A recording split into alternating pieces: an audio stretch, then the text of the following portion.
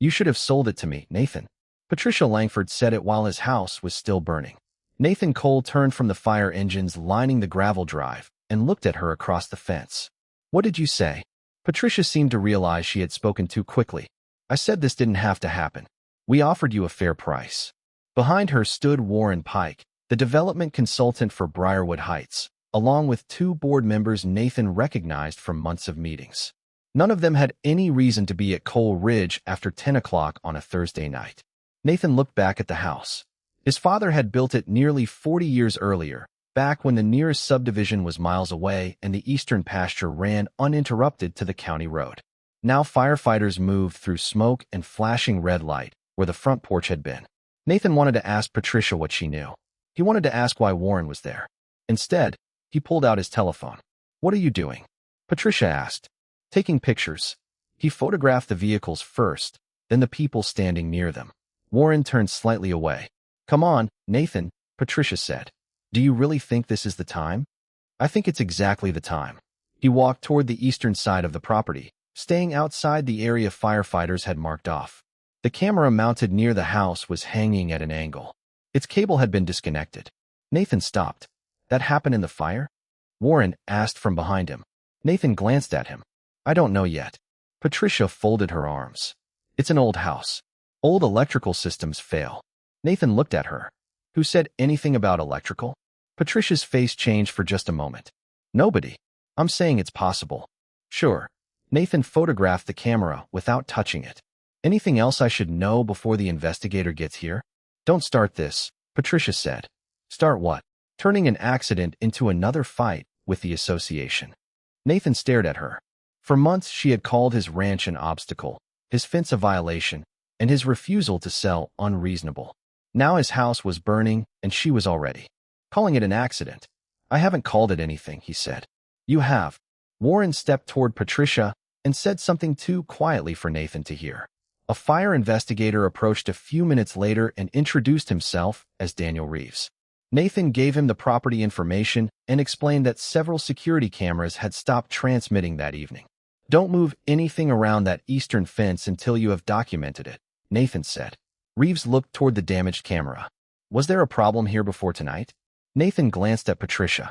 You're going to need a longer conversation for that. Patricia gave a short, humorless laugh. He's been fighting us over a road for months. It's not your road, Nathan said. She looked directly at him. Not yet. Warren immediately turned toward her. Patricia. One word. A warning. She ignored him. Nathan did not. He saved it with everything else he had heard that night. Patricia left shortly afterward, her sport utility vehicle following Warren's pickup down the county road. Nathan stayed until long after midnight. He answered questions, gave Reeves the recent timeline of the property dispute, and watched the house settle into a dark, smoking shell. Before sunrise, he walked to the small guest cabin on the western side of the ranch and sat at the kitchen table. He had not slept. He opened his laptop and checked the security system. 3 cameras had stopped recording before the emergency call came in. For a moment, Nathan simply stared at the screen. Then he remembered the 4th camera, the one 800 feet uphill beside the old water tank. He clicked its archive. Still there. For hours of uninterrupted footage. Nathan leaned back, but did not open it yet. First, he copied the file. Then he copied it again. 3 weeks later, Patricia walked into the county courthouse with Warren and an attorney beside her. She looked relaxed. Nathan was nowhere in the courtroom, and she apparently took that as another good sign. Maybe he finally listened to his lawyer, Warren said. Patricia smiled. He should have listened to me months ago. The bailiff entered. All rise. Patricia stood and gathered her folders. The side door opened. Nathan Cole walked through wearing a black judicial robe.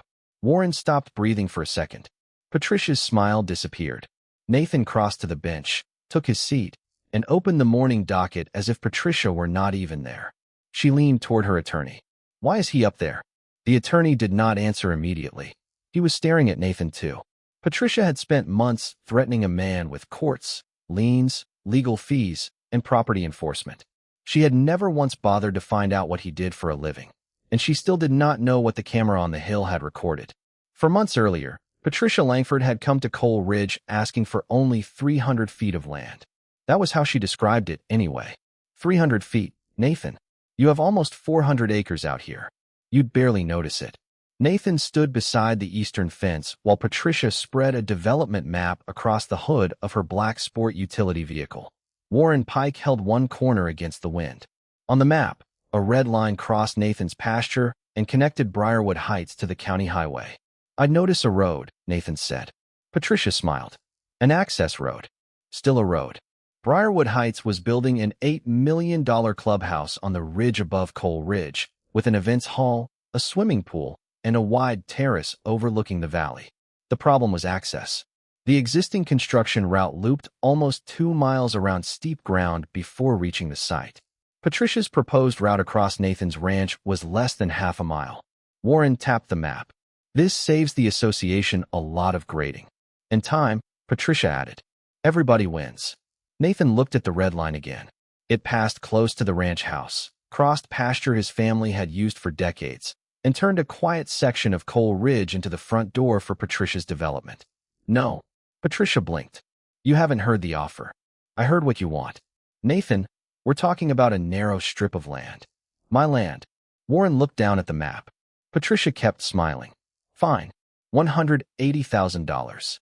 Nathan shook his head. $225. "No. You're saying no to $250,000 for ground you use for cattle. I'm saying no to a road through my ranch." Patricia rolled up the plans more sharply than necessary. "Think about it." "I already did." A week later, she came back with Warren and 2 members of the Briarwood Heights board. This time the offer was higher, and Patricia brought language about community growth, rising property values, and inevitable development. Nathan let her finish. Then he went inside and returned with a certified survey. He laid it across the hood, where Patricia had placed her development plan the week before. "This is the county boundary." Warren leaned closer. The line was clear. Briarwood Heights ended at Nathan's eastern fence. Coal Ridge began on the other side. Patricia pointed toward an old gravel track running through the pasture. "What about that?" "What about it?" "It looks like an access road." "It's a ranch road." "Was it ever public?" "No." "Shared?" "No." Patricia studied the survey. "There could be an old easement." "Then show it to me." "Records get overlooked." Nathan nodded. "Then find the record." That ended the meeting, or at least Nathan thought it did. 3 days later, he found a white envelope attached to his gate. The letter carried the Briarwood Heights seal and ordered him to remove 2 equipment trailers that supposedly violated community appearance standards. Nathan read it twice, then called the association office. Patricia answered. "I have one of your violation notices." "Good. Then you received it." "Patricia, Coal Ridge isn't in Briarwood Heights. Your property affects Briarwood Heights. That's not the same thing. Our board has authority over conditions that negatively affect the community." Nathan looked across hundreds of feet of pasture toward the nearest Briarwood home. "Show me the rule that gives your board authority on my side of the fence." There was a pause. "You always make everything difficult." "No. I ask where it's written." "Move the trailers, Nathan. They're staying." He ended the call, photographed the notice, scanned it, and put the original in a folder. 2 days later, another envelope arrived. This one cited his fence. Then came a demand for an inspection. Then a notice about his gravel driveway. By the end of the second week, Briarwood Heights claimed Nathan owed $750 in penalties. He called Patricia again. "Are you really fining me for a driveway you don't own? You had a chance to work with us. That's not an answer. Maybe you should stop treating every conversation like a legal argument." Nathan almost laughed. "You're sending me fines, Patricia. You made it a legal argument." She hung up first. Nathan saved the call notes with the notices and went back to work. The next morning, he stepped outside with a cup of coffee and saw something bright against the grass in the eastern pasture. Red survey stakes. He walked toward them slowly. The first stood 18 feet inside his fence. The next was 31 feet in. The third was 42. Nathan crouched beside it and read the plastic tag attached to the top. Proposed Briarwood Access Corridor. A white pickup was parked farther down the pasture. Warren Pike stood beside it with a survey crew. Nathan raised his voice just enough to carry across the field. "Warren." Warren turned. Nathan pointed at the stake between them. "Tell me why your people are surveying my ranch." Warren hesitated. Patricia said the easement issue had been resolved. Nathan looked at him for a long moment. "Did she show you the easement?" Warren did not answer. Nathan took out his telephone and photographed the stake. Then he photographed Warren's truck. Patricia had stopped asking for permission. Now she was beginning to act as though she already had it. Nathan did not pull out the survey stakes. He measured them. By noon, he had photographed every marker, recorded its distance from the fence, and called the company whose name appeared on the plastic tags. A project manager named Carl Benson answered. "I need to ask about a survey your crew is running on Coal Ridge," Nathan said. "Let me pull it up." Nathan waited while a keyboard clicked in the background. "Yes, I have it. Preliminary access corridor for Briarwood Heights." "Who told you Briarwood Heights had access rights across my property?" Carl paused. "The work order references an existing easement." "What's the recording number?" Another pause. "I don't have that in front of me." "County filing date?" "No." "Legal description?" "Mr. Cole, we were hired to locate a proposed corridor. We aren't making an ownership determination." "I understand. I'm not blaming your crew. I'm asking what document put them 42 feet inside my fence." Carl's voice softened. "The easement information came from the client. Patricia Langford? Briarwood Heights." Nathan thanked him and ended the call. He wrote down the time, Carl's name, and exactly what had been said. That afternoon, Warren Pike called. "Nathan, can we stop turning this into a bigger problem? I didn't put survey stakes on your property, Warren." "Nobody's taking your property." "Then get your people off it." "Patricia believes there's an easement." "Do you?" Warren went quiet. "I coordinate development. I'm not the association's attorney." "That's not what I asked." "I have a meeting, Nathan." The call ended. 2 days later, a certified envelope arrived from Briarwood Heights.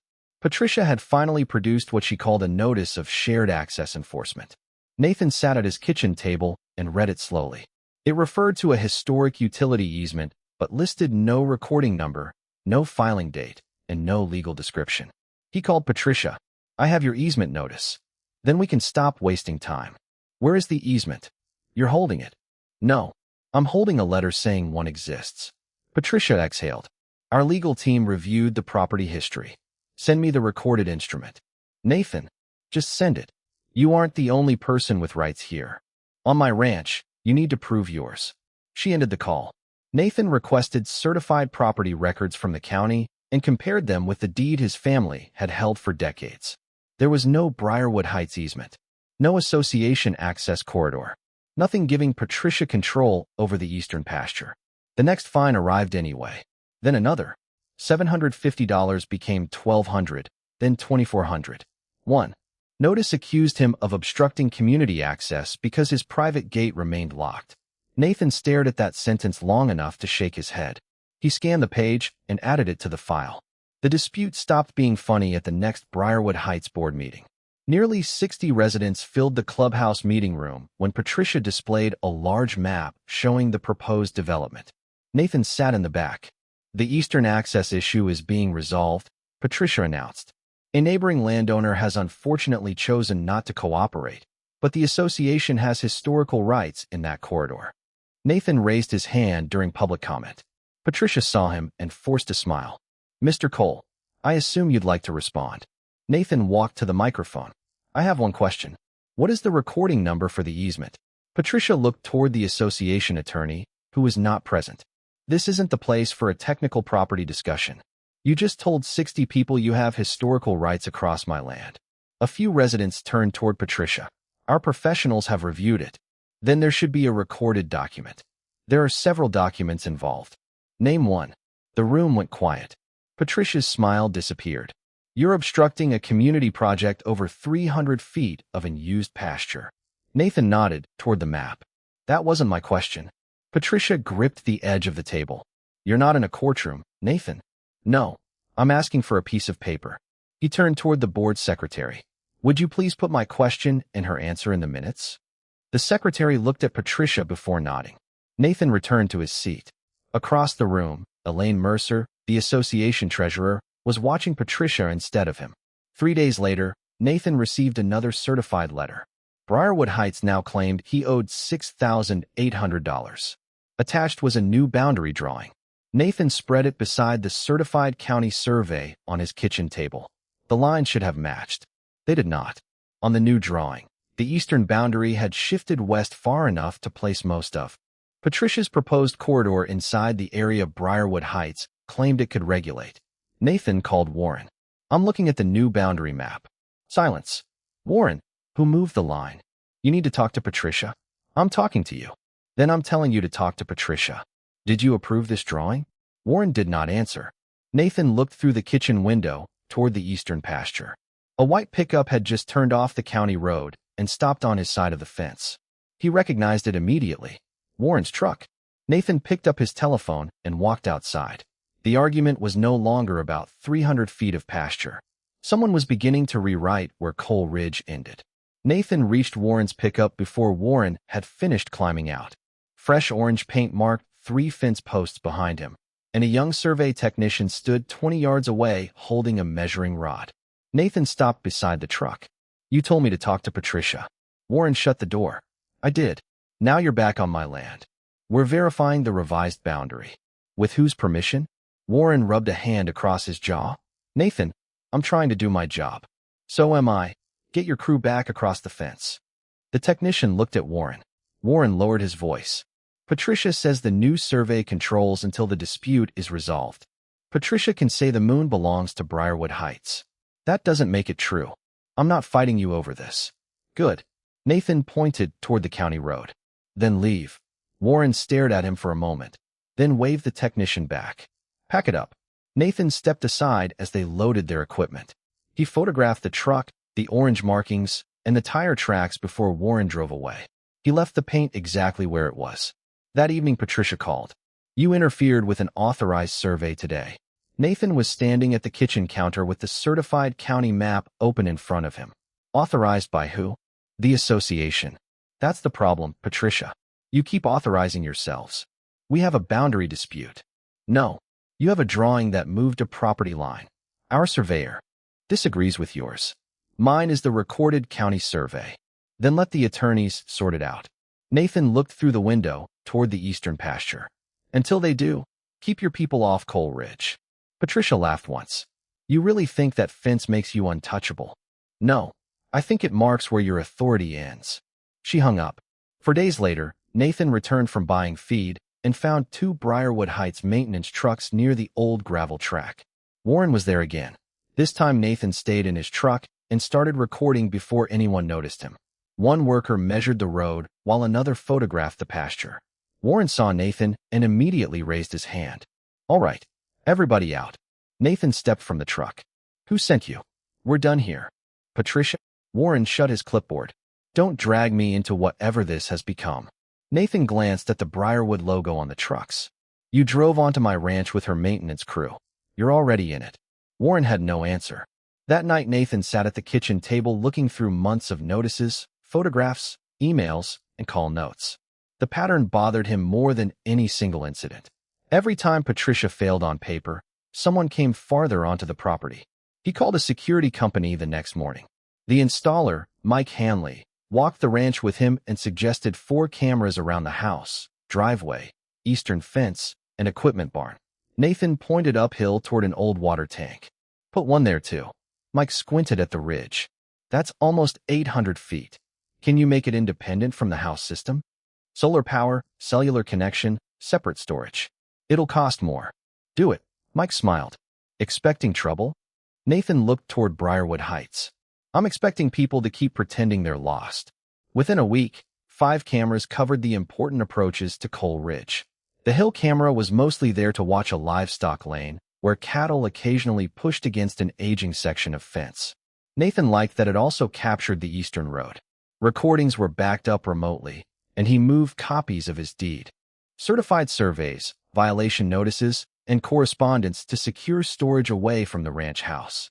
He did not expect to need any of it. He simply preferred having 2 copies of anything someone else might later dispute. Then one of the driveway cameras went dark. Nathan found it turned away from the gate with its cable disconnected. He called Mike. Equipment failure?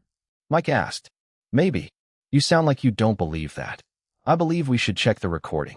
The footage showed headlights stopping near the edge of the camera's view shortly before the signal disappeared. No face. No readable license plate. Nothing Nathan could responsibly accuse anyone with. He saved it anyway.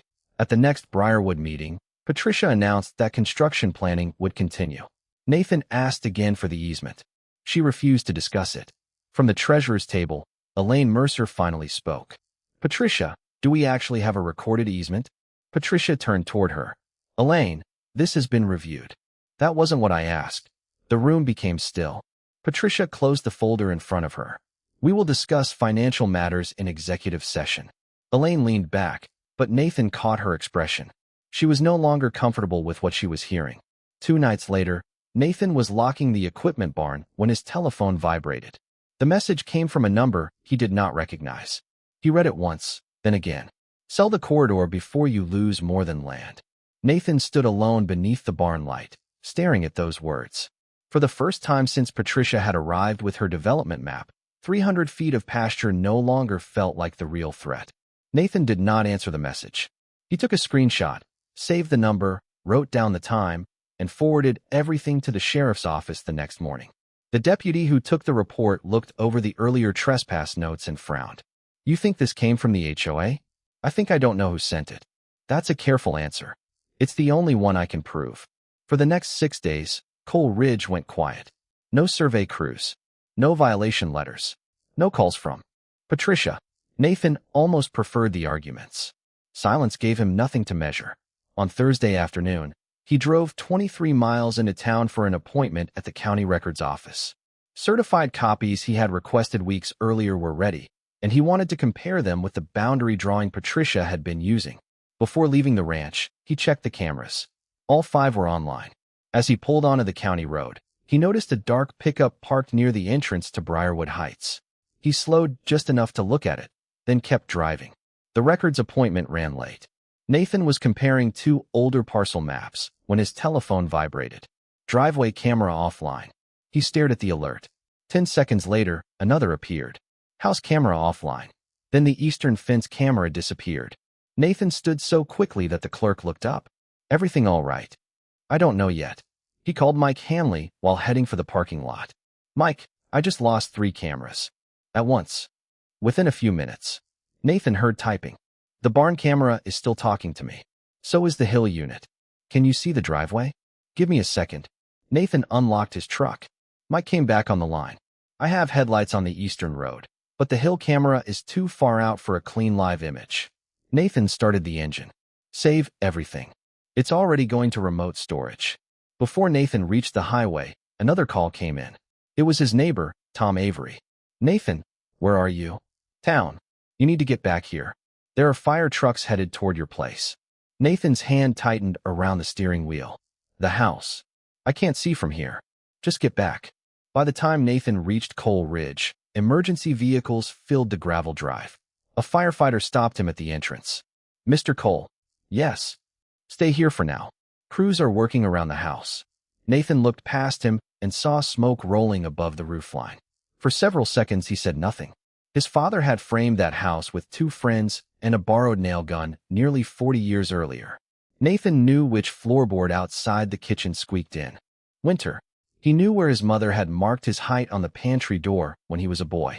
None of that mattered to the firefighters working in front of him, and it should not. They had a job to do.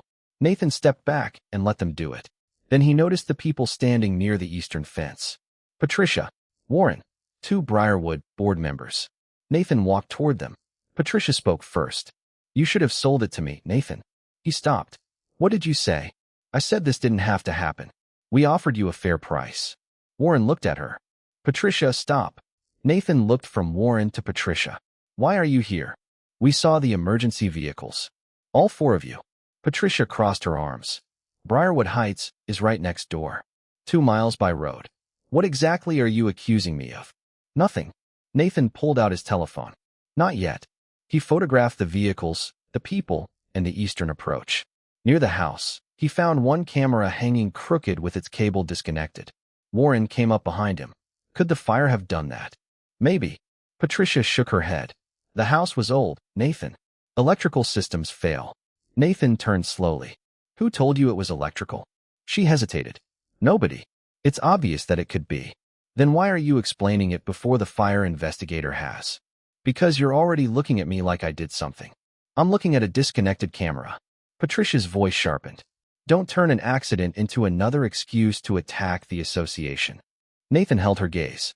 I never called it an accident. Warren stepped between the conversation without physically blocking either of them. Patricia, we should leave. She looked ready to argue, then followed him toward the vehicles. Before getting into her sport utility vehicle, she turned back.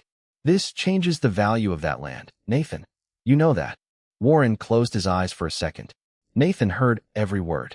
Near midnight, fire investigator Daniel Reeves asked whether anyone had recently disputed Nathan's ownership or access to the property. Nathan handed him a short written timeline. Start with Briarwood Heights. Reeves looked toward the eastern fence. You think this fire is connected? I think 3 cameras stopped working before my neighbor saw the first emergency trucks. I think someone threatened me 6 days ago. And I think the woman trying to buy this land showed up tonight knowing things nobody had told her. Reeves nodded. Let's figure out what the evidence says. The next morning, a courier delivered a certified envelope from Briarwood Heights. Nathan opened it at the guest cabin. Another purchase offer. Same 300-foot corridor. Lower price. Near the bottom, one sentence stated that recent damage to improvements on Coal Ridge had reduced the property's development value. Nathan checked the date on the document. It had been prepared before 9 o'clock that morning. That was fast, he said quietly. He called Reeves, then opened his security account. 3 cameras had nothing useful from the critical window. For the first time, Nathan felt the possibility that whoever had come onto Coal Ridge might actually have erased the only clear record of that night. Then he saw the green status light beside the camera near the old water tank. For hours available. Nathan stared at it for a moment. He did not press play.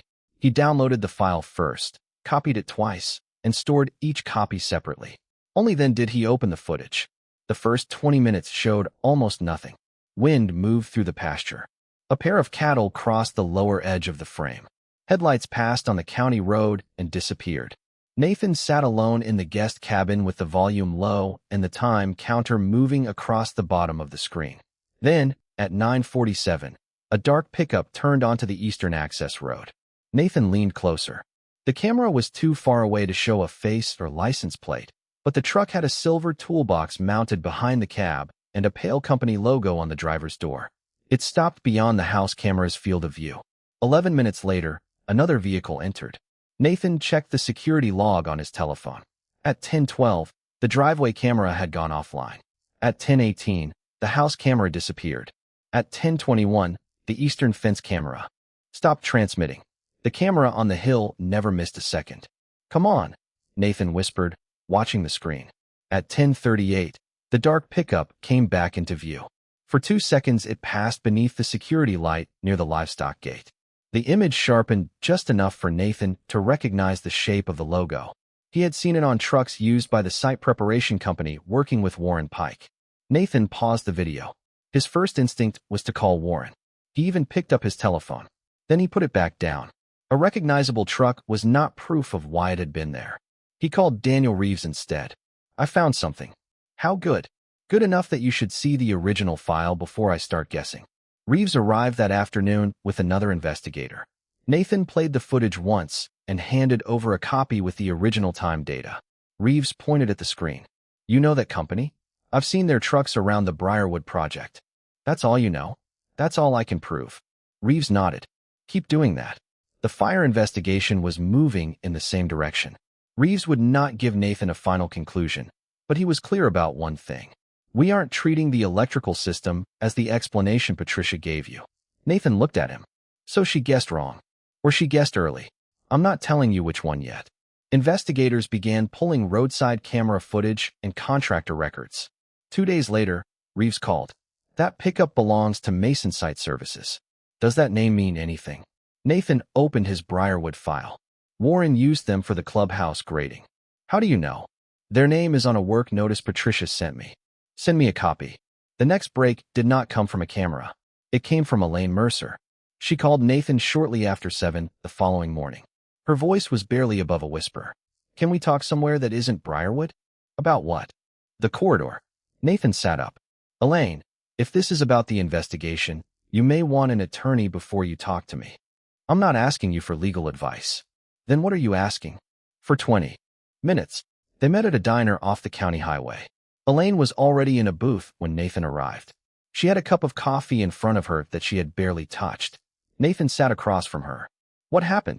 Elaine looked around before answering. 2 weeks before the fire, Patricia called an executive session. Warren was there.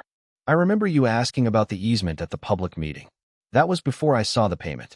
Nathan said nothing. Elaine continued. Patricia wanted $28,000 moved out of the clubhouse construction budget. I asked why. She said it was for Eastern site preparation. Preparation for what? That's what I asked. Elaine gave a nervous laugh that contained no humor. She told me I was the treasurer, not the project manager. Did you approve it? The board did. I processed what they approved. Who got paid? Elaine finally looked directly at him. Warren's consulting company. Nathan sat back. Do you have the authorization? I had it. I checked the association system yesterday. The description is different now. It says General Development Consulting. Nathan's expression changed. Are you sure? Elaine reached into her purse, but stopped before taking anything out. I've been treasurer for 6 years, Nathan. I know what I entered. Do you have the original? I saved a copy because the payment bothered me. Nathan lowered his voice. Don't give it to me. Elaine frowned. Why not? Because if it matters, investigators need to get it from you directly. Preserve the original. Don't edit it. Don't forward it around the neighborhood. Call Reeves. Elaine stared at him.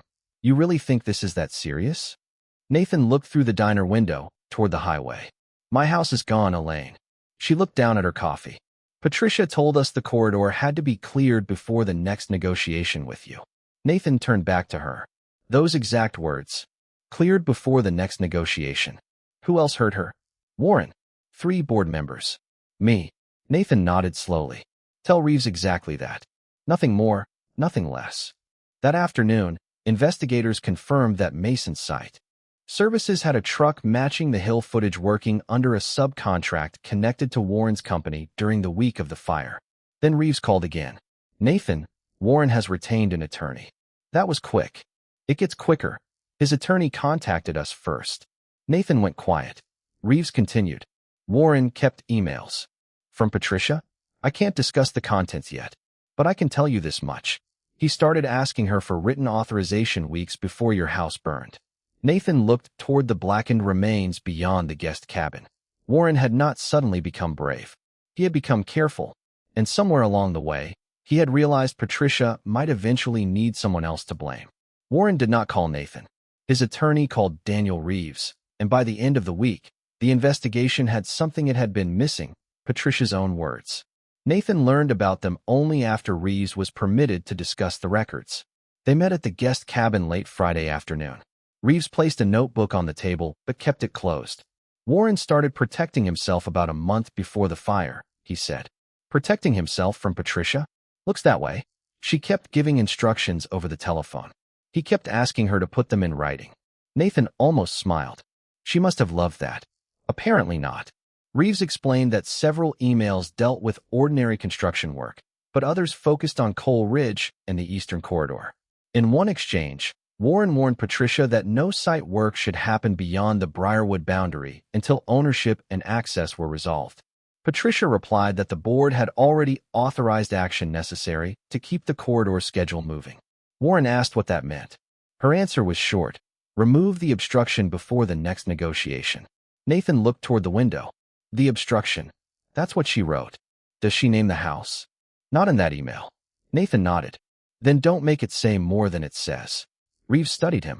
You really are determined not to help me overstate this.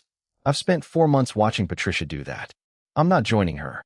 The stronger connection came from Warren's records. Days before the fire, he had emailed Patricia again after receiving instructions for an off-book site operation at Coal Ridge. He warned that the ranch house sat outside the disputed corridor and asked her to confirm whether she was directing work involving the structure itself. Patricia did not answer by email. Warren, however, had written a follow-up immediately after their telephone conversation, confirming your direction that the house must no longer block eastern access planning. Patricia replied with 2 words. Proceed accordingly. Nathan read the exchange twice when investigators later showed it to his attorney. It did not explain how the fire had been started, and nobody needed it to. It established something far more important to the story Patricia had been telling. She had knowingly authorized an operation involving Nathan's house after being warned that the property was outside Briarwood Heights. Elaine's financial records connected that operation to the $28,000 payment. The Hill camera placed a subcontractor vehicle on Cole Ridge during the critical window.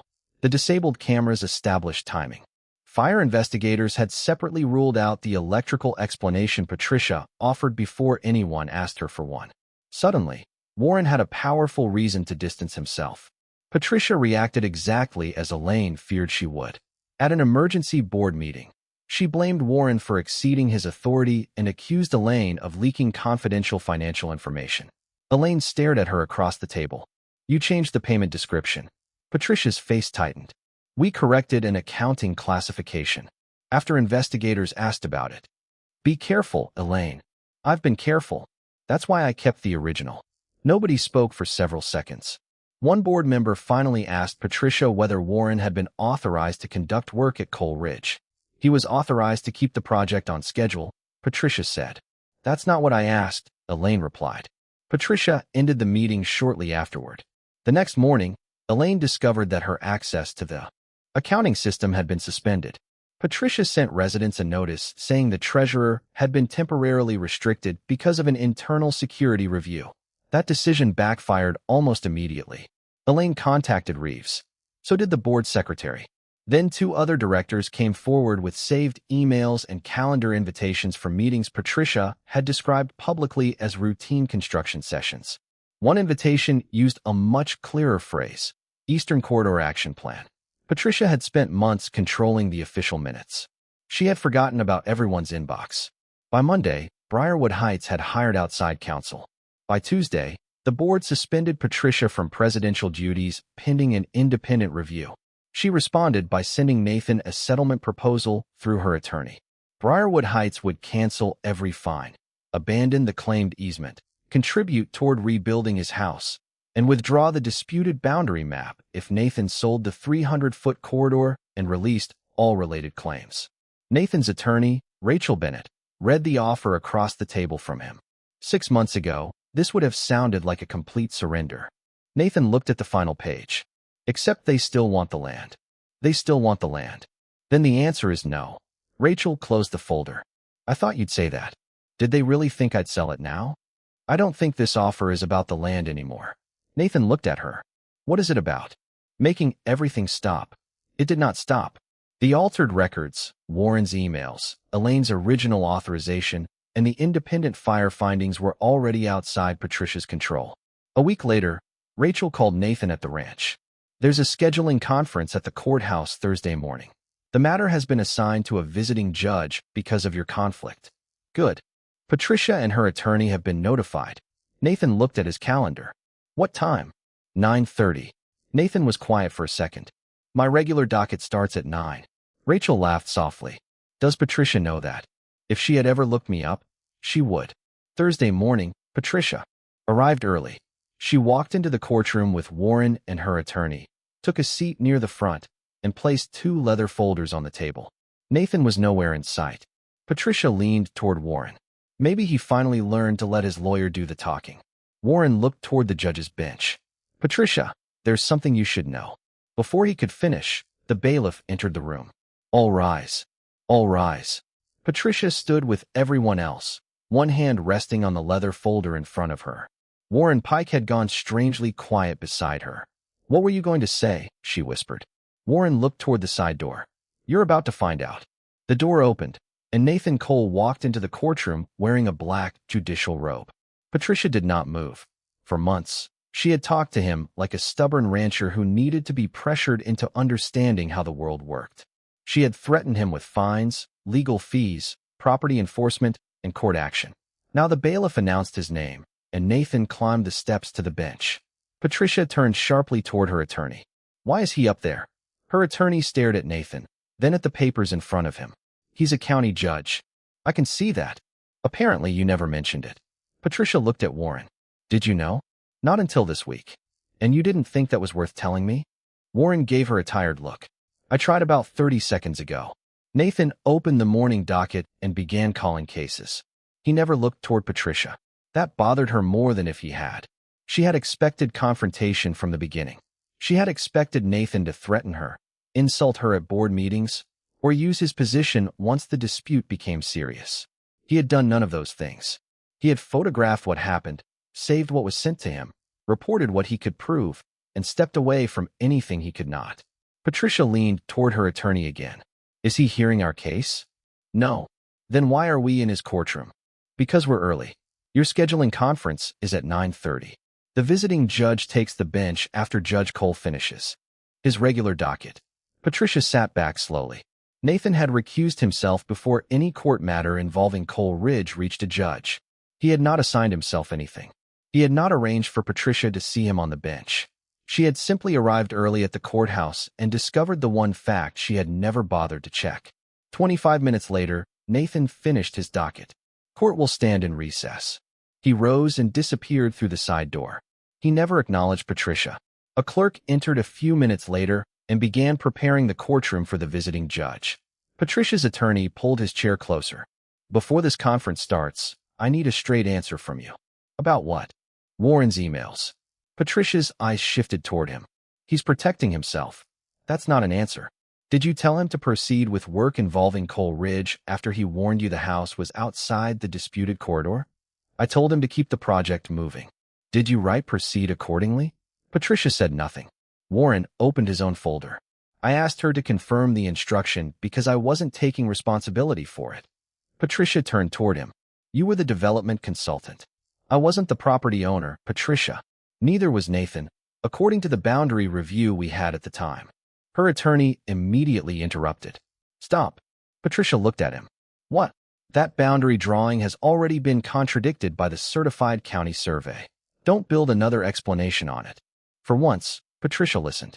The visiting judge entered at 9:30, and the conference began. Nathan was nowhere in the room. Rachel Bennett appeared for Nathan, while Patricia sat beside association counsel. The discussion was procedural, not dramatic. Deadlines. Evidence preservation. The disputed fines. The claimed easement. The association's altered boundary map. But every ordinary question exposed another problem Patricia could no longer explain away. The certified county records showed no Briarwood easement across Cole Ridge. Elaine Mercer's preserved authorization showed a $28,000 payment for Eastern site preparation. The association's later accounting records described the same payment differently. Warren's emails showed that he had warned Patricia about the property boundary before the off-books operation.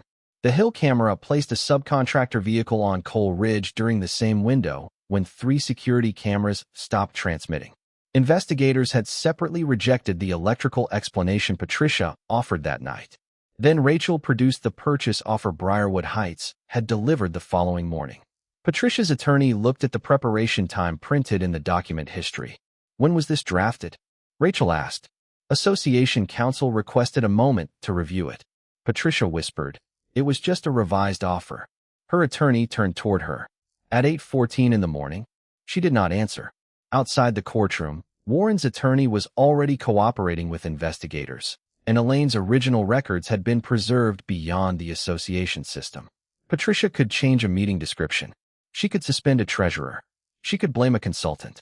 What she could not do anymore was make all those independent records tell the same news story. By the end of the conference, the association agreed to suspend every enforcement action against Cole Ridge while the broader matters proceeded. The disputed easement claim was effectively collapsing, and outside counsel had advised the board not to rely on Patricia's boundary drawing again. In the hallway afterward, Patricia finally saw Nathan. He had changed out of his robe and was carrying a cup of coffee toward his chambers. She stepped toward him. You could have told me. Nathan stopped.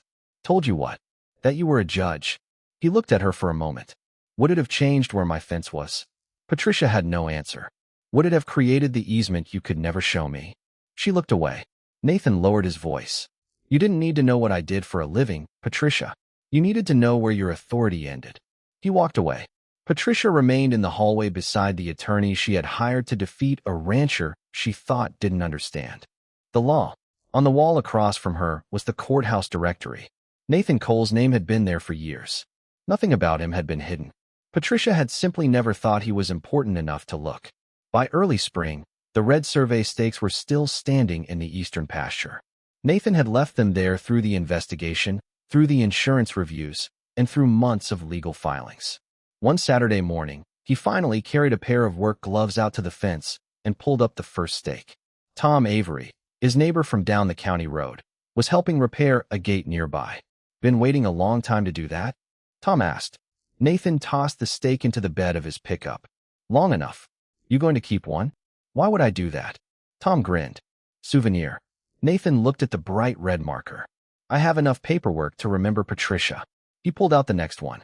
The 300 feet she had wanted never became a Briarwood Heights road. Once the certified county survey was accepted and the association abandoned its easement claim, the boundary returned to being what it had always been, Nathan's fence on Nathan's land. The clubhouse expansion was another matter. Without a shortcut through Coal Ridge, engineers had to return to the original route, almost 2 miles around the ridge. The new estimate was far higher than residents had been promised, and the board suspended the project before another dollar disappeared into it. Patricia never returned as president. The independent review found altered meeting records, improperly reclassified expenses, and decisions that had never been presented to homeowners the way Patricia claimed. Warren's emails became part of the investigation into the off-books operation at Coal Ridge, and the combination of those messages, financial records, vehicle footage, camera timing, and the fire investigation established that Patricia had knowingly authorized the operation involving Nathan's house after being warned it was outside any disputed corridor. The authorities handled what followed. Nathan stayed out of it except when he was asked for records or testimony. Elaine Mercer remained on the board long enough to help untangle the accounts. One afternoon, she stopped by Coal Ridge while contractors were framing Nathan's new porch. You know what Patricia said about me? Elaine asked. Nathan handed her a bottle of water from a cooler. I'm afraid to ask. She said I betrayed the community. Nathan looked toward Briarwood Heights. Did you? Elaine laughed. Apparently, keeping the original accounting records counts as betrayal now. Only if somebody needed them to disappear. Elaine shook her head. I keep thinking about that first meeting. I knew something was wrong when she wouldn't answer your question. The easement. Yes. You kept asking for a number. She kept giving speeches. Nathan smiled. People give speeches when a number would be inconvenient. Elaine looked at the new house. You could have destroyed her at that meeting if you told everyone you were a judge. No. Nathan's answer came quickly. My job had nothing to do with where that property line was. Still would have been satisfying. For about 5 minutes. Elaine laughed again. You're no fun. I've been told. The new Briarwood board withdrew every fine issued against Coal Ridge and formally acknowledged in writing that the ranch had never been subject to association rules. It also adopted new requirements for outside review of major development, spending, and verification of ownership before association projects crossed neighboring property. Nathan read the letter once, filed it with the rest, and went back to rebuilding. He did not build a mansion. He asked the contractor to keep the new house close to the footprint his father had chosen nearly 40 years earlier. The porch faced west. The kitchen window looked over the pasture. Several stones recovered from the old chimney were cleaned and worked into the new fireplace. Then one of the cleanup workers brought Nathan something he thought had been lost. The old wooden Coal Ridge sign. The edges were darkened, and one corner was damaged, but the carved letters were still there. Want us to make you a new one? The contractor asked. Nathan ran his thumb across the faded lettering. No, this one already knows where it belongs. He spent 2 evenings cleaning it and mounted it beside the front door when the porch was finished.